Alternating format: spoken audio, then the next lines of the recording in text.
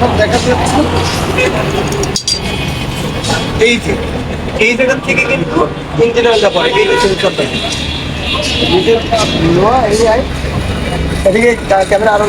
আসসালামু আলাইকুম ভাই, গাইস কেমন আছেন? আলহামদুলিল্লাহ অনেক ভালো আছেন আশা করি। আমি আজকে দেখাতে যাচ্ছি নিউট্রাল সেন্সর সুইচ থেকে ইঞ্জিন অয়েল পড়ে যাচ্ছে। আমাকে সাথে থাকুন দেখতে চাইলে। আমরা ক্যামেরা আরো ওরকম না, ওরকম না, দেখা করি। আপনার এই যে সেন্সরটা থেকে আপনার ইঞ্জিন অয়েলটা বের হয়ে যায়।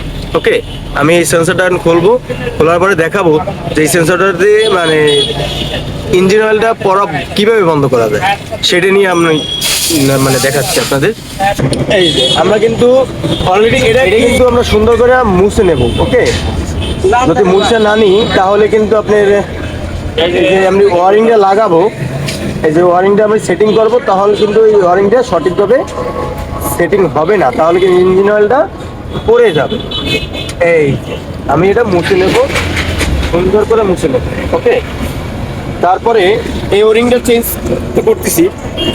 তারপরে এই যে ওরিংটা, এটা কিন্তু নষ্ট হয়ে গেছে। কেননা এটা নষ্ট হয় এক কারণে, যে হিটে এই যে দেখছেন এটা কিন্তু হার্ড হয়ে গেছে, এটা হার্ড হয়ে গেছে।